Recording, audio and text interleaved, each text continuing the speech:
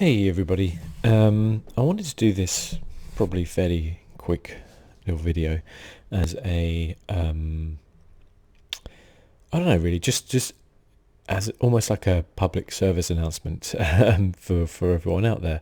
Probably more specifically to guys in the UK, but I don't know if this might apply to people outside of the UK as well.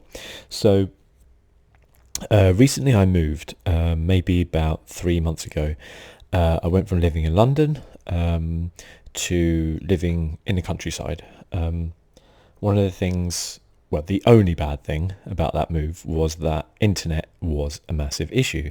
Obviously, in London, I could get pretty much any internet I wanted. I couldn't get like massively fast fiber, but I could get pretty good fiber, maybe 30, 40 down and about 10 up.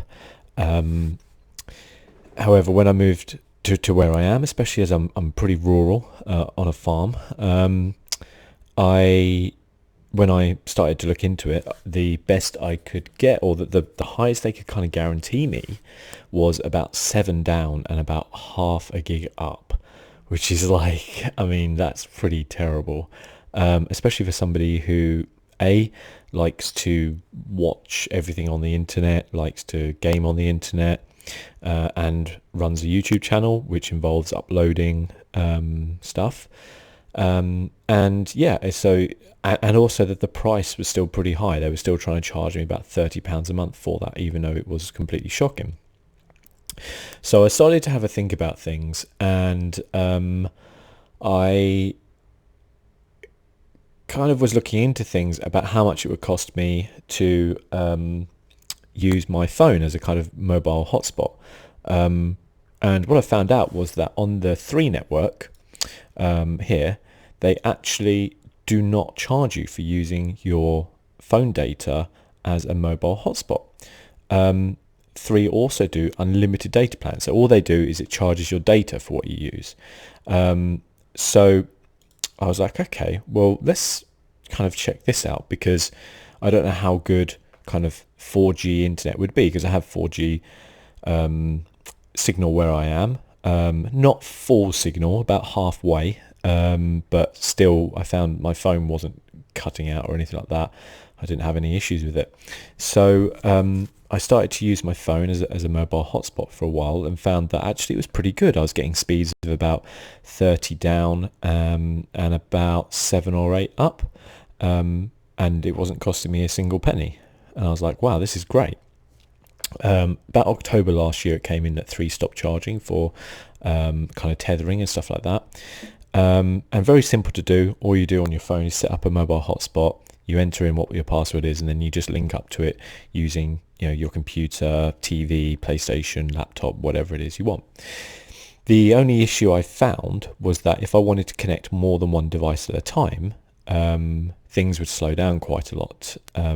Or if I was, say, uploading and then watching something, the upload would go quite slowly, and all this kind of malarkey. And I got to thinking, well, that could be because, and the other thing was that if I had to use my phone for anything, then it wouldn't cut out the signal, but it would slow everything down again. But then I got to thinking, well, hang on a minute, phones are not really meant to do this. This is kind of like more of you can use this as an optional extra. It's not built to do that. So I had a look online, and sure enough, you can get like actual wireless routers where you plug in a SIM card to the back rather than using a wired thing. This one in particular was the one I actually brought, the TP-Link 4G LTE.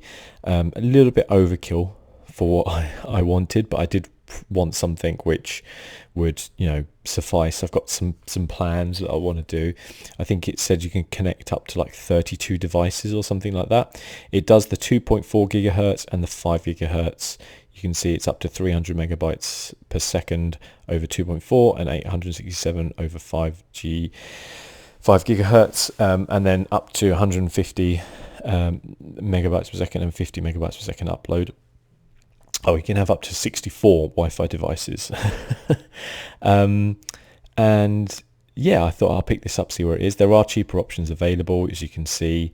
There are other brands as well which do this. You can get Netgear.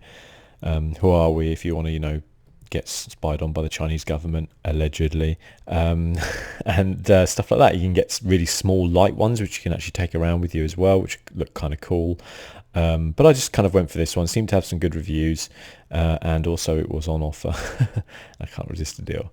Or it probably isn't. Amazon always do this, where the recommended retail price is probably, you could probably find this in all the stores for the same price. Yeah, so I kind of set this up today. Really simple. You literally just plug your SIM card in the back. It comes with an adapter for whatever SIM card you have, whether it's like a, mini, nano, or the full size one. You plug it in the back, you turn it on. It has its password on the actual thing, and away you go. You just connect up your whatever your device to it, enter in the password, and you're connected. Speeds have been really good. I've been averaging about 35 to 40 down and 10 up, which is really useful for uploading. I'm actually uploading something now as I do this, and we've got like 5 minutes left, and that was like a 5 gig file, and it was done within about 25 minutes, which is brilliant. And the other thing, the thing it kind of fixed as well, was multiple devices. So I tested it out by running, I was uploading this. I was running a 4K video on YouTube. I was running my laptop with a BBC iPlayer video, and I was running my PlayStation with another video, and nothing was buffering. And I was like, wow, that's actually really impressive. In terms of what it costs, well, obviously you can see there's a price of a router up front. A lot of the time when you move or start up your own internet, they might charge you a fee. Sometimes they don't. But again, as I said, you can get a lot cheaper options than £100 out there. This one's kind of 64, whatever. This one's, I think that's only 3G though. Ideally, you probably want 4G, but there are other options out there which are cheaper if you need to do that. You can always upgrade later at the end of the day. You don't necessarily have to, go in full, highly spec'd. And then I picked up a SIM-only contract on 3. So I already used 3, used them for a while, never had any problems with them, I have to say. Never had any issues whatsoever. When I think about when I was with BT Internet in London, I constantly had problems where, connection issues, wiring issues, all this type of stuff constantly. And I know a lot of people have constant problems with their internet. Sometimes you find as well, if you have like a 2-year contract, the first year or first 6 months you're fine, and then suddenly it starts to get a lot slower and you don't really know why. But I haven't had any problems like that with my 3 mobile contract. So I picked up a pay monthly SIM only, because obviously I don't need another phone. At the minute they're doing a deal, at the time of me recording this video, unlimited data, which is the one you would want, because, well, unless you maybe don't use your internet too much, but to be honest with you, 12 gig is useless, and 30 to go for an extra £2 a month is nothing, is it really? And you've already paid that back by the fact it is a 2-month contract, 2-year contract, sorry, not 2 month. So you have to kind of bear that in mind. But a lot of contracts nowadays are going for like 24 months. And the great thing about it as well, when you think about it, is if you sign up for a internet connection to your house, and maybe it's a year contract, maybe it's 2, if you move, that can cause a lot of issues. Well, if I move, this isn't an issue. I just connect this up wherever I am. Most places in the UK now have 4G signal. Only if you're really, really remote, I think, or very unlucky, do you struggle with it. As I said, I'm very rural where I am, but I have good 4G, well, decent enough anyway, so I don't struggle. So yeah, I just picked that up, hooked it up, no problem. So I can now, the other issue I had where I was just using my phone was that when I wasn't in the house, I had no internet.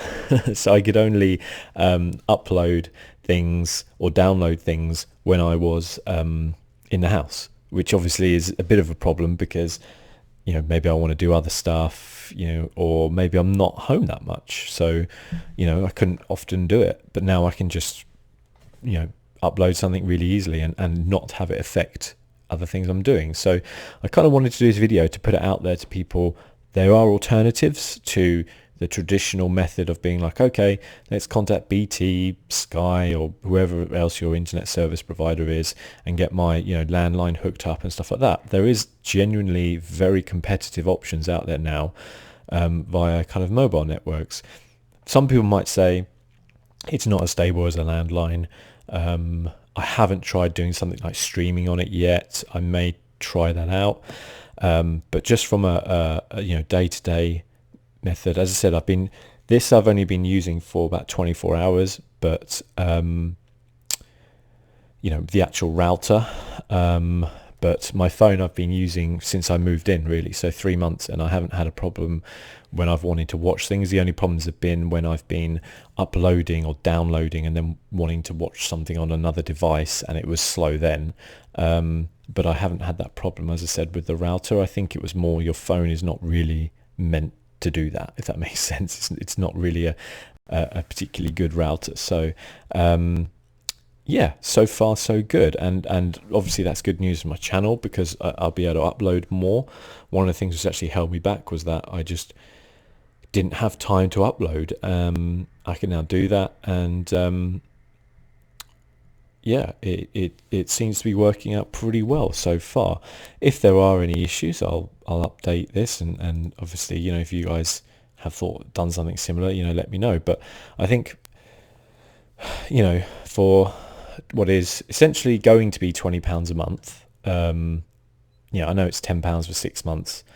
Maybe you could call it like, £17.50 or whatever a month to get 30, 40 down and then 10 up.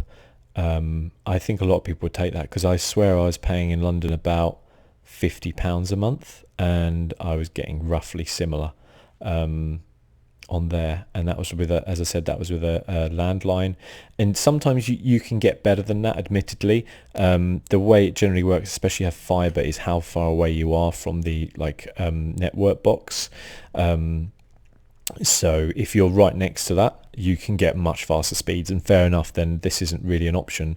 If you're getting kind of like 60, 70, 100 down, then absolutely fair play. But I know for a lot of people that's not really an option, or sometimes people are just sick and tired of the traditional internet service providers, because, as I said, a lot of the time they just are not very good. And I'm in no way, this is no way a sponsored video.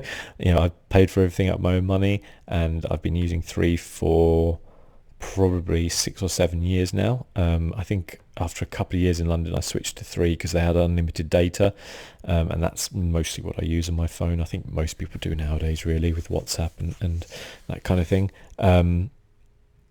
And yeah, as a result, I've never had a problem with them. I think there was one day where the network went down, but in like 6 or 7 years, that's not really going to be an issue. I had way more problems with BT as my internet service provider, just having constant problems with them due to physical connections. This really doesn't have any physical connections. I can use my router to connect to my PC via Ethernet, or I do have a wireless card in there, which works quite well. I found the speeds to be near enough the same, so it doesn't really worry me too much either way. And it has, as I said, the 5 gigahertz or the 2.4.